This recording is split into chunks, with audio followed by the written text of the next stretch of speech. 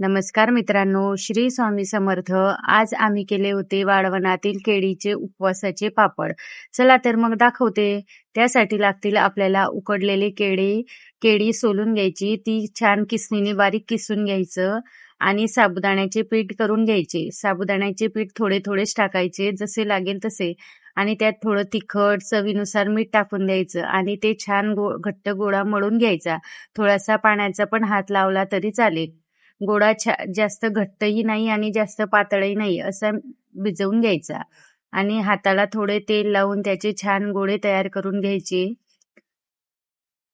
सर्व गोळे तयार झाल्यावर पुरी यंत्रातून छान पापड तयार करून घ्यायचे.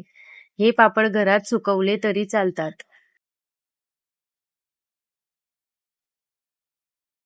तयार आहे मग आपले केळीचे पापड. व्हिडिओ आवडल्यास लाईक, शेअर आणि सबस्क्राईब करा. बाय.